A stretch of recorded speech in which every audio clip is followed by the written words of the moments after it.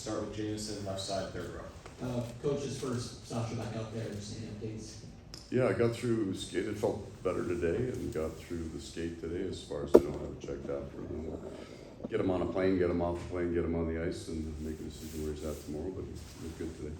And then we talked about throughout the season a lot, the value of face-offs, sometimes big, sometimes not. You guys are really good at the dot in the series. Kevin Selleck's like 70%. Yeah. Just when possession matters, maybe even more against a team like the Oilers. Yeah. The face-offs maybe get highlighted a little bit more in a series like this. Yeah, I think that's the important qualifier for in terms of possession time.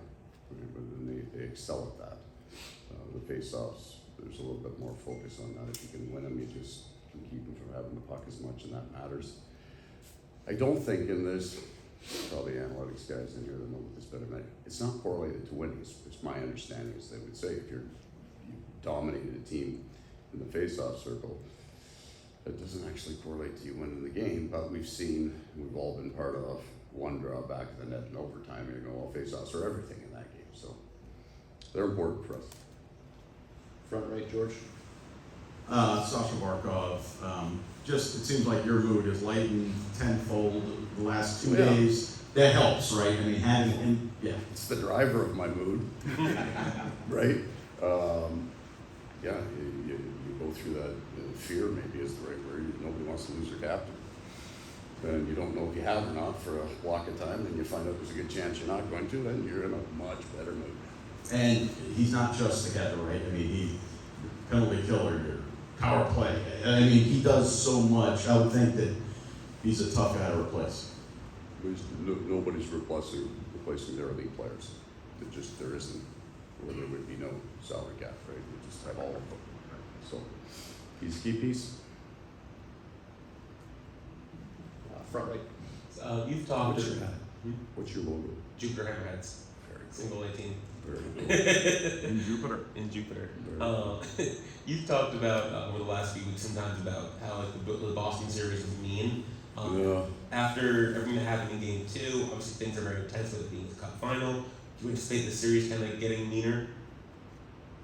No, I mean the intensity possibly no is the answer. I don't think it gets to that. I mean there were fights at the pregame meal in that series. It was. I haven't been a part of anything. Boston's and then both teams, right, understand the value of staying out of the penalty box. So there's going to be big hits because that's the intensity of the game. It's more of a skating speed series. That's not going to change, right? Sure, some more hits get finished, but we're not going out of our way to do it. Neither are they. There's no sending messages. There's no sending tones. It's whatever you got to do to win a game. Left side, first row. First, Tarasenko wasn't out there today. What's his Yeah, he should be 100%. I would just think one more day and it was a minor thing. And then just you played so well on the road in the playoffs. What makes your team, I guess, be able to just play the same way? I mean, obviously matchups change and could change things like that. But what? Yeah.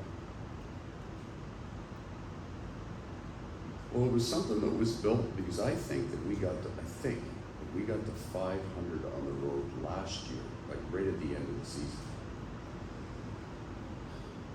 Our schedule is usually heavily road weighted at the start of the year. We struggled kind of at the start of the year last year. That's where our losses stacked up. I don't think it was because we were on the road. I just think it was the time of our season that we happened to be on the road. This year, we're more heavily road weighted at the front, and we had those injuries at the start. But we had our game plan more entrenched, so we had a foundation maybe at that time that we didn't have 2 years. The why of it. I don't know. I don't feel that home and road matters at all. I think it has, it's my own personal theory, everything to do with the changes in rosters since 2006.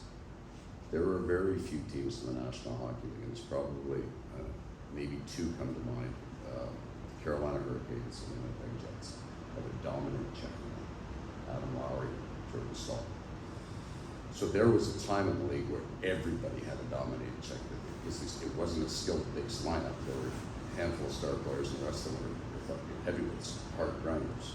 So when you got at home and you got last match and you have a hard checking line, I think that's why you saw the differences in home and road. And the game's not. I mean, but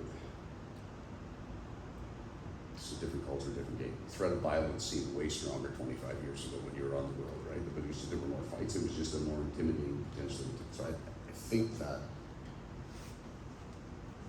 we won't feel a whole lot different on the road. Certainly you get the energy boost, but once you get to a certain, I don't know, the average age I think of their players is almost 30, right? We're at about 28. Like, these are two veteran teams. Like, we're not home and road. I think sometimes in the playoffs you feel a slight advantage on the road, right? It's a simpler game. You don't feel the same kind of, I don't even know if it's pressure, whatever it is, but a little less creativity, a little more simply. All of a sudden you're playing faster and you're feeling good. Right side, third row. Paul, you win in NHL history. You win 91% of the time when you lead a series 2-0. Cognizant of that, but knowing you're only halfway there, what do you tell your players about being in the driver's seat but keeping the foot on the gas pedal? Well, I don't know the foundation of that stat would tell me that there are, while there's one, that there would be very few upsets in the first round. There are some. But back, especially in the 1-8 idea, that if the one team got up on the 8 team 2-0, that's why that number's so high. This is the final. And these are two great teams. So you're not playing the 8th seed or the 16th seed. So that skews all of that. And then we won't think about it. We won't have anything. We won't come into it. We'll do two more We've got a questions. game plan. We're running the same program. Left side, second row. How big have the contributions of guys like Evan been for you guys in this series? Evan Rodrigues, players like that.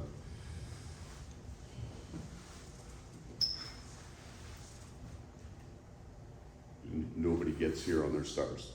I mean, they drive the bus. We would all agree with that. They're the key pieces. But I don't think any team gets to this point without the 20 guys you're dressing. At some point, they have to be the difference. And we would all say so many times, the elite players almost cancel each other out. Like, our top two lines and their top two lines are really, really good, right? And I understand they're different style of players, but they're all almost equally highly effective in the way they play. So then it becomes Rodrigues, who started this year with Barkov, then spent an awful lot of time with Lundell, played both sides, moved around. So you look at him and you look at Boosterun and you look at Lundell, that was our third line for a long time. Those guys have all been incredibly important. What's the importance of winning game 2 when Barkov goes down, falls in a lot of ways on Lundell's shoulders, and we closed it out.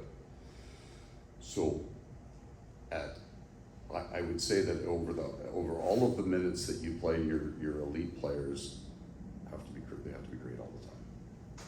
But there's going to be a block of time for each player on your roster. He will be the difference in that block of time for whether you win or lose. And in a couple of games this year, playoffs, it's been Evan's time, and he's made the most of it.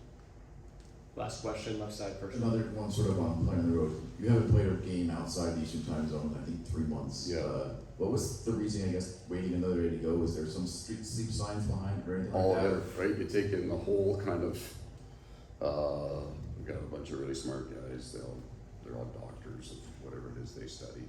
And you can argue on either side whether it was a value going a day in. So we didn't want the idea of getting, I got to my place, and when you win, you do media last. It's close to 1 o'clock by the time I get home. There's no party after the games. You come in, you do your work, you pack your bag, and you go home, right? So it's about 1 o'clock in the morning.